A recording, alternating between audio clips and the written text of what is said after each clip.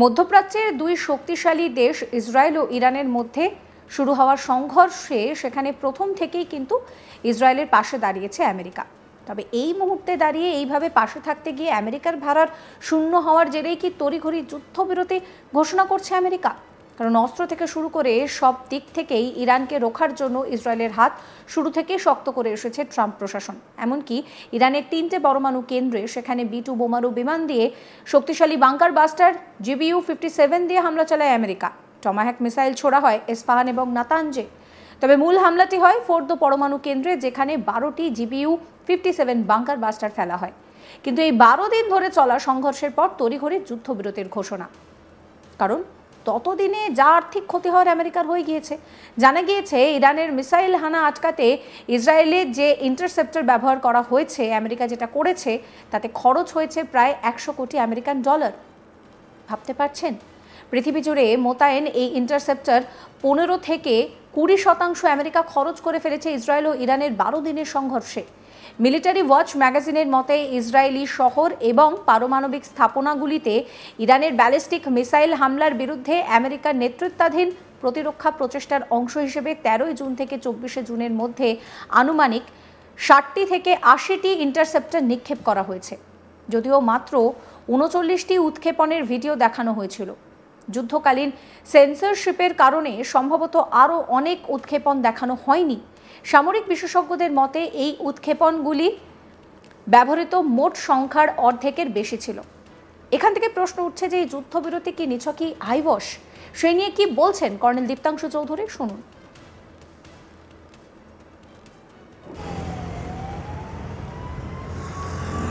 আমরা আজ যেটা আপনি বললেন, আজ সকালে আমরা জানতে পারলাম এই যে সিরাজ বলে যে জায়গাটা, অ্যাকচুয়ালি এই সিরাজ যে জায়গাটা এটা হচ্ছে IRGC এরোস্পেস সেন্টার। এটাকে আমরা নেহসাও, পার্সিয়ানে এটাকে নেহসা বলে।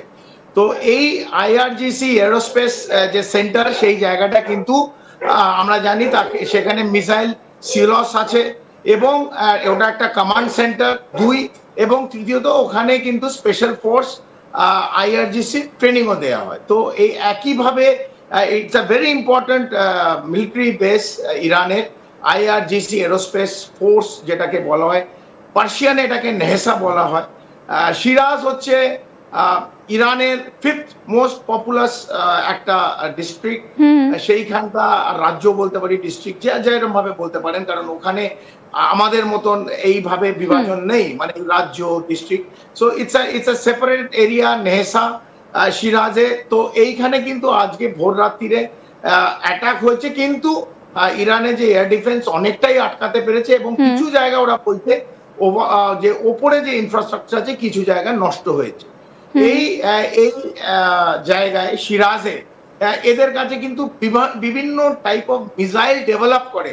মানে যখন মিসাইল একটা জায়গাতে ডেভেলপ করে আসে, সেটাকে অনেক কম্পোনেন্ট থাকে, সেই কম্পোনেন্টটাকে যোগ করে একটা মিসাইল তৈরি হয়, তারপর সেটা সাইলসে রাখা হয় এবং ওয়ারহেডটা যতক্ষণ না আমরা ফায়ার করছি সেই ওয়ারহেডও আলাদা থাকে এবং অনেক হয়তো কিছু কম্পোনেন্ট খারাপ হয়ে যায়। এই জায়গায় সিরাজে IRGC এরোস্পেস ফোর্স যেটা, এখানে সেই মিসাইলগুলো ঠিকও করা হয় এবং সারফেস টু সারফেস যে মিসাইলগুলো ছাড়া হয়েছিল ডিউরিং এই অপারেশন রাইজিং লায়ন, এই 12 দিনের যুদ্ধ যেটা দেখলাম, সেটা কিন্তু অনেক মিসাইল যেগুলো তেল আভিভ অথবা জেরুসালেম অথবা যে হাইফা বন্দর ইসরায়েলের আয়রন ডোম ভেদ করে ঢুকেছে, সেগুলো কিন্তু এই জায়গা থেকে গেছে। সেই খবরটা মোসাদ ইতিমধ্যে ইসরায়েলকে দিয়ে দিয়েছে এবং ইসরায়েল তাকে আছে যে এই কমপ্লিট এস্টাবলিশমেন্ট IRGC এরোস্পেস যে ফোর্স, এটাকে ধ্বংস করা। তাই আজ ভোর রাত্রিরে আবার একটা আনইন্টার্ড অ্যাটাক মিসাইলের মাধ্যম দিয়ে এটা করেছে। বেশি ড্যামেজ করতে পারেনি, তবে কিছুটা নিশ্চিতভাবে ধ্বংস হয়েছে, কারণ এদের সাইলস গুলো অনেকটা মাটির নিচে। কমান্ড সেন্টার যেটা আছে ইরানের এই সিরাজে এরোস্পেস ফোর্সের, এটা অনেকটা মাটির নিচে।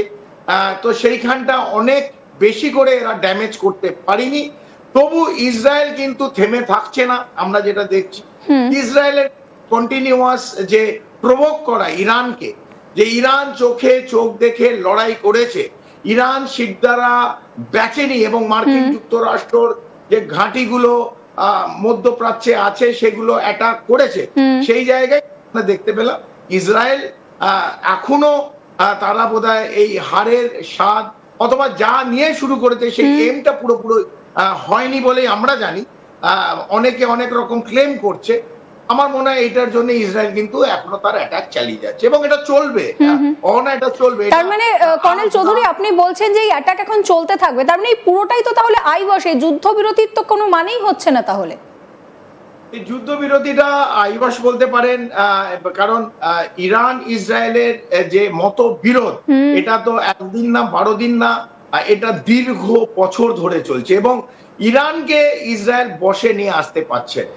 এবং আপনি জানেন ইরানের খামেনেনি আসিম মুনির নয় যে মার্কিন যুক্তরাষ্ট্রের কাছে বিরিয়ানির জন্য বিকিয়ে দেয় নিজের দেশকে, মার্কিন যুক্তরাষ্ট্র নিজের জমি দিয়ে দেয়, বায়ু স্পেস দেয় ইরানের উপর অ্যাটাক করতে গেলে।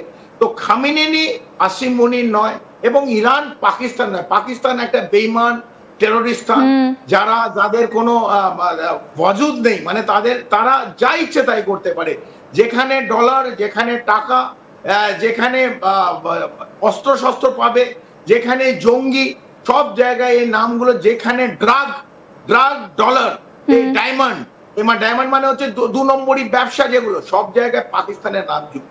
সেই জায়গায় ইরান একটা লং হিস্ট্রি, পার্সিয়ান হিস্ট্রি আছে, তাদের কৃষ্টি কালচার পড়তে হবে, প্রায় 5000 বছর পুরনো। নিশ্চিতভাবে আমাদের কাছে যে ইতিহাস আছে 2000 বছর পুরনো ইতিহাস, পার্সিয়ান ইতিহাস, রিচ ইন কালচার হিস্ট্রি, তাদের সঙ্গীত, তাদের আচরণ, তাদের সাইন্টিফিক এক্সপেরিমেন্ট, তাদের পড়াশোনা। হ্যাঁ, ইসলামীকরণ হয়েছে, এটা সত্যি। Talibanization of complete Islamization of Iran হয়েছে। খামেনেনি যে ইরানকে আমরা চিনি সেই ইরান নেই, মহিলাদের আওয়াজ নেই, গণতন্ত্র রোধ করা হয়েছে।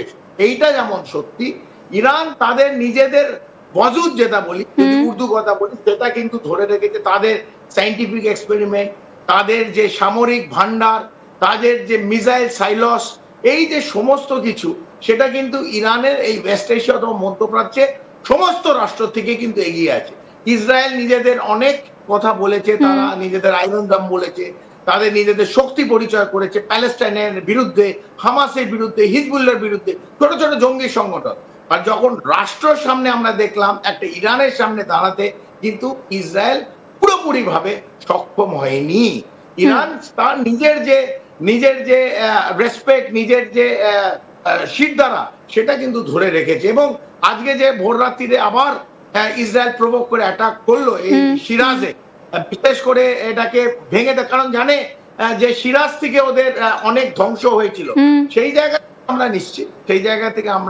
নিশ্চিত ইরান কিন্তু এর যোগ্য জবাব দেবে।